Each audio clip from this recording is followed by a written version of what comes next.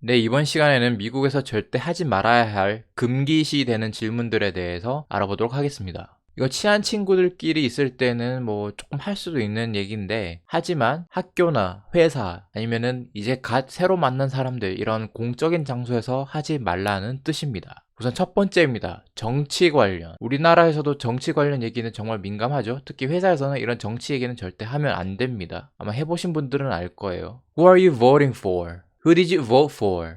이런 질문은 누구 뽑을 거야? 아니면 누구 뽑았어? 이런 얘기죠. 즉, 투표를 하기 전에 누굴 뽑을 거냐, 아니면 투표를 하고 난 다음에 누굴 뽑았냐, 이렇게 물어보는 질문인데, 지금 2020년을 기준으로 녹화를 하고 있어요. 2020년 10월인데 곧 미국 대선도 있죠. 근데 미국에서도 정치 얘기는 정말로 민감한 얘기입니다. 자칫하다가 싸움이 날 수도 있고 총기 사건이 발생할 수도 있어요, 실제로. 특히나 미국은 이렇게 yard sign이라고 해서 자기 앞마당에 자기가 지지하는 정당의 사인을 박아놓거나, 아니면은 범퍼 스티커라는 것도 되게 좋아하죠. 차 뒤쪽에 범퍼에다가 붙여놓은 스티커로 자신의 정치적인 색깔을 나타내기도 합니다. 이런 사람들은 특징이 내가 확고한 이런 믿음, 이런 지지를 갖고 있으니까 나한테 절대 시비 걸지 말라는 뜻이죠. 그래서 이런 사람들과는 절대로 정치 얘기를 하지 않는 것이 좋습니다. 두 번째로 family. 가족 관련 얘기입니다. 가족 관련 얘기는 정말로 중요하죠. 특히 이제 뭐 부모 얘기, 자식 얘기를 하면 안 되는 겁니다. 그런데 요즘 들어서 또 새로운 금기시 되는 질문들이 있죠. 그게 바로 결혼을 했냐라는 질문입니다.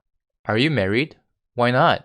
결혼했어요? 왜 안 했어요? 요즘 사람들은 결혼을 안 하는 사람도 상당히 많이 있죠. 자기가 선택해서 안 하는 사람도 있고, 아니면은 다른 아픔이나 문제가 있어서 결혼을 안 하는 사람도 있을 수도 있습니다. 근데 그거를 굳이 물어보면은 그 사람에게 되게 상처가 되는 말이에요. 그리고 내가 선택을 해서 결혼을 안 하는데 네가 뭔 상관이냐, 왜는 오지랖이냐, 이럴 수도 있습니다. 그렇기 때문에 굉장히 어색해지고 싶은 사이가 아니라면 절대로 이런 질문들은 하지 마셔야 합니다. 프라이버시를 되게 존중을 해줘야 해요. 상대방의 프라이버시를. 그리고 Do you have kids? Why not? Do you have kids? Why not? 자식이 있어요? 왜 없어요? 왜 애들을 안 가져요? 이런 질문은 한국에서도 정말 듣기 싫은 그런 꼴불견 질문들이죠. 그런데 이것도 역시나 불임 남성, 불임 여성일 수도 있고, 아니면 자식이 있었는데 어떤 불의의 사고로 사망했을 수도 있습니다. 어떤 교통사고나, 그러면 이런 질문이 굉장히 당사자들한테 상처가 되겠죠. 그렇기 때문에 이런 얘기도 절대 묻지 말아야 합니다. 그 다음 묻지 말아야 할 표현입니다. Are you pregnant?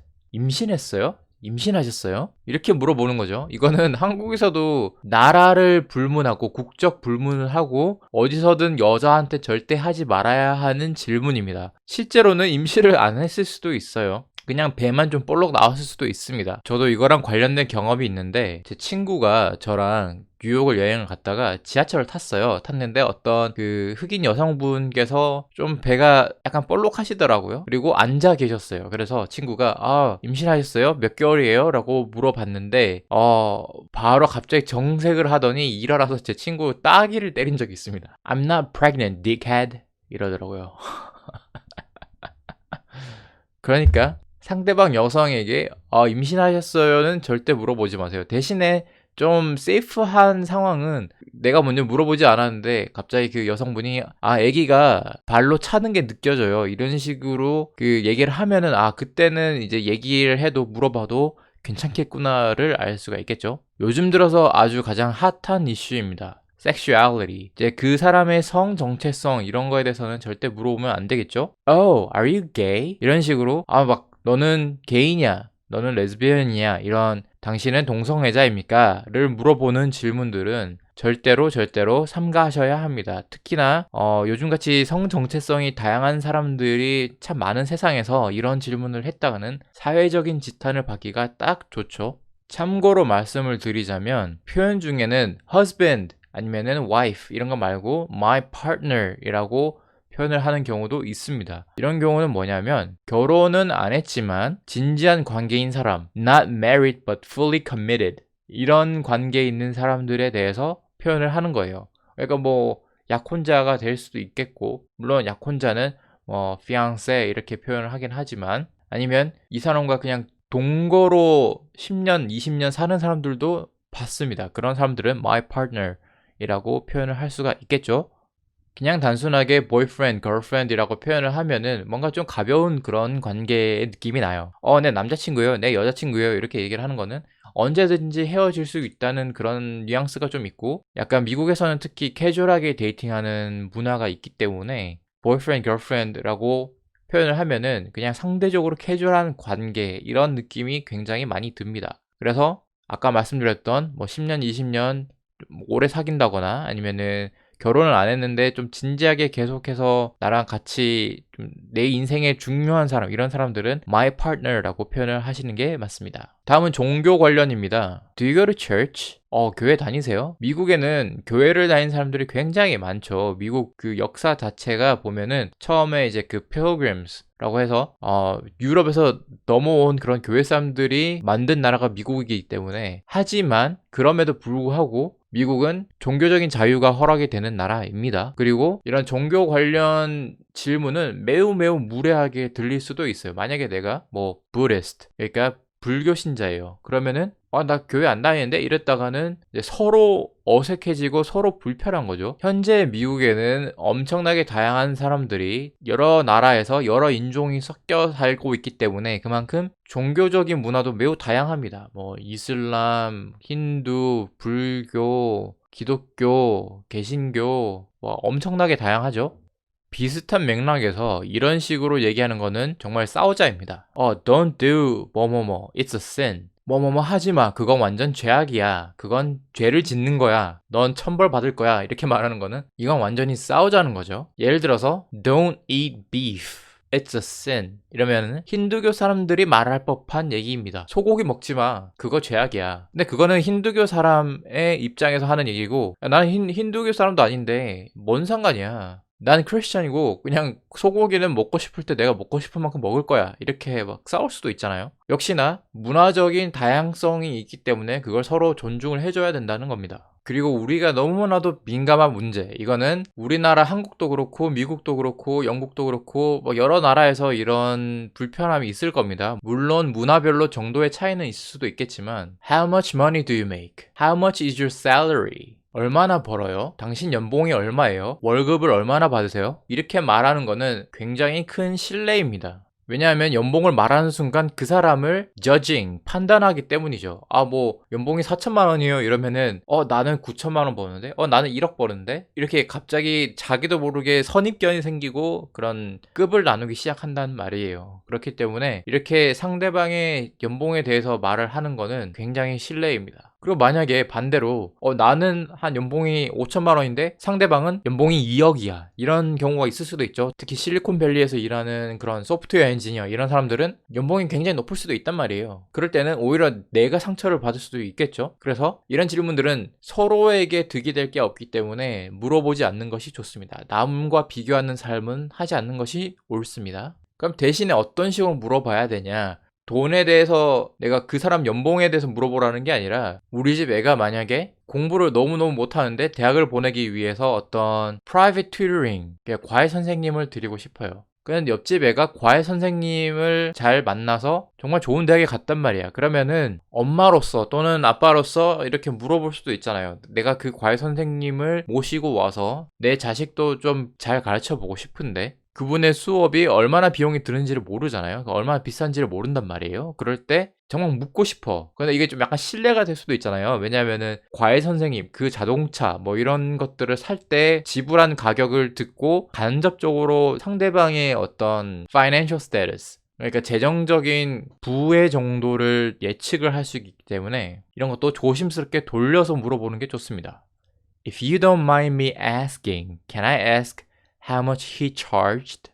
신뢰가 안 된다면 그 사람이 얼마를 지불을 요청을 했는지, 그 사람이 얼마를 청구했는지 알 수 있을까요? 이게 정말 내가 급한 상황에서 베이비시터를 구할 때 쓸 수도 있고, 아니면 배관공사, 아니면 cleaning lady, 집에 청소를 도와주시는 여사님, 이런 분들에 대해서도 쓸 수가 있겠죠. 다만 정말 정확한 상황 설명도 자세하게 곁들여서 붙여서 설명을 하면서 물어보는 것이 예의입니다. 이것도 요즘 매우 핫 이슈죠. race, 인종 인종 관련입니다. 특히 그 미국에서 흑인 폭동 시위도 좀 자주 일어나고 있는 상황에서 조심스럽게 말씀을 드리고 싶습니다. Where are you really from? really를 강조해서 말을 하죠. Where are you really from? 이라고 하면은 정말로 너의 고향은 어디야? 진짜 너의 고향은 어디야? 라는 뜻이 되는 건데, 미국은 정말로 다양한 국적과 인종의 사람들이 있죠. 근데 이런 식으로 집요하게 물어보는 거는 인종차별적인 의도가 있을 가능성이 매우 높습니다. 자칫하면 인종차별이라고 오해를 불러일으킬 수도 있습니다. 예를 들어서 제 친구가 미국 휴스턴에서 태어난 한인 2세였는데 그러면 이 친구는 한국인일까요? 미국인일까요? 네, 당연히 미국 시민권자니까 미국인이라고 할 수가 있겠죠. 그런데 어떤 백인이 와서 자꾸 꼬치꼬치 캐무는 거예요. Okay, but where are you really from? 이라고 얘기를 계속 물어본다는 거는 그 사람 저변에 깔려있는 뜻은 뭐냐면 오케이, 내 눈에는 네가 동양인인 것으로 보여. 그러면은 네가 다른 나라에서 왔을 거야. 너는 이 땅에 속한 사람이 아니야. 너는 원래는 다른 곳에서 왔어. You don't belong here. 이런 의미로 해석될 수가 있는 거거든요. 그래서 그 한인 2세 친구는 거의 싸울 뻔했다고 합니다. I said I'm from Houston, bitch. 막 이런 식으로. 그래서 참고로 말씀드리자면 이렇게 미국에서 태어난 2세들이 뭐 그게 대만이 됐건 중국이 됐건 일본이 됐건 한국이 됐건 2세들이 겪는 혼란은 매우 크다고 합니다. 정말 엄청난 혼란을 겪고 있다고 해요. 자기 그 정체성에 대해서. 나는 한국인인가 미국인인가, 여기서도 환영을 받지 못하고 저기서도 환영을 받지 못하고, 정말 그런 자기의 뿌리 이런 느낌이 없다고 해요. 그래서 항상 혼란스럽다고 하죠. 그것 때문에 우울증에도 많이 빠지고. 그렇다면 이걸 좀 더 예의 있게 표현을 하려면 어떻게 얘기를 해야 되느냐? What is your heritage? 이게 정확하게 직역을 하면 좀 이상해요. 너의 유산은 뭐야? heritage가 유산이란 뜻이거든요. 문화유산 이런 거. 그런데 what is your heritage라고 하면 너의 유산은 뭐야? 이렇게 얘기를 하면 안 되고요. 그걸 굳이 표현을 하자면 그 뉘앙스가 어떤 식이냐면 어떤 문화유산을 물려받았니? 너의 선조는 어떤 사람들이니? 같은 느낌이 좀 더 맞는 것 같아요. 그런데 이것도 내가 먼저 막 물어본다기보다는 그 친구 집에 놀러를 갔어요. 그런데 이 친구가 뭐 완전 동양인처럼은 안 보였는데 집에 막 한자로 된 액자나 아니면은 한글로 된 그런 붓글씨 같은 거 있잖아요. 그런 액자가 걸려 있어. 그러면은 막 물어볼 수, 그걸 보면서 이것도 똑같은 방식으로 내가 상황을 설명을 하면서 내가 한국에서 예전에 살았었는데 붓글씨를 보니까 한글이 많이 있네. 너의 heritage는 뭐야? What is your heritage? 이렇게 물어보면 사실은 우리 아버지는 영국 사람이고 엄마는 한국인이고 뭐 그런 식으로 약간 그 친구의 집안 역사 이런 거에 대해서 좀 설명을 들을 수가 있겠죠. 그리고 이건 제가 한국에서 받았던 제가 개인적으로 느끼는 정말 신경 쓰이는 그런 질문들인데요. 바로 appearance, 외모 관련입니다. Did you lose weight? 또는 Did you gain weight? 라고 하면은 너 살 빠졌어?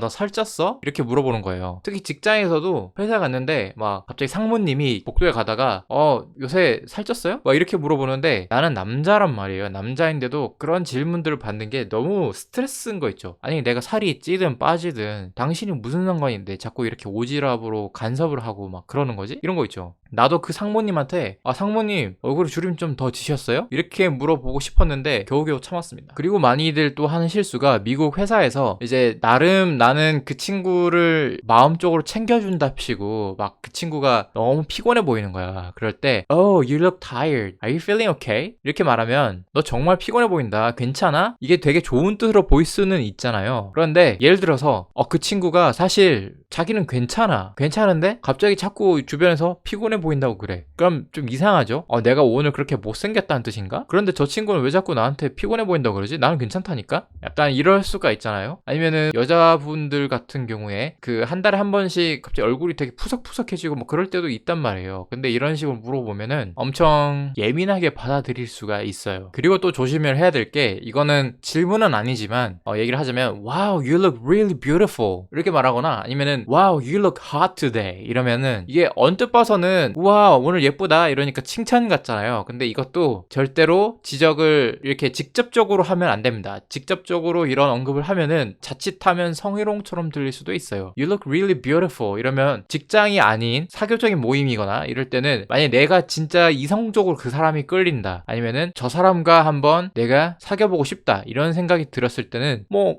이렇게 표현할 수도 있죠. Wow, you look really beautiful 이렇게 얘기를 할 수 있는데, 그게 아니라 직장에서나 학교에서나 이런 별로 안 친한 사람들끼리 있을 때 또는 공적으로 프로페셔널한 그런 상황이 있을 때는 이런 말들이 자칫하면 성희롱이라는 감정이라는 오해를 불러일으킬 수 있기 때문에 간접적으로 표현을 하셔야 합니다. 간접적으로 그 사람이 아니라 뭐 다른 것들을 좀 specific, 특정한 것들만 골라서 찝어낸 다음에 얘기를 하셔야 돼요. Did you get a new haircut? It looks great. 오늘 이발했어? 아니면 여자분들한테도 너 머리 했어? 이렇게 머리 헤어스타일 뭐 이런 거를 찝어서 가볍게 it looks great 이렇게 얘기를 해주는 게 좋겠죠. 그래서 머리 했어? 정말 보기 좋다. 이렇게. 또는 that's a nice shirt. I love those colors. 이러면 당신이 산 옷, 그 셔츠가 정말 예쁘다. 그 셔츠가 정말 멋지다. 색깔이 참 마음에 들어요. 이렇게 콕 집어서 뭐 어떤 옷이나 이런 것들을 사물을 콕 집어서 표현은 간접적으로 칭찬을 하는 것이 좋습니다. 마지막으로 죽음과 관련된 토픽인데요. 이것도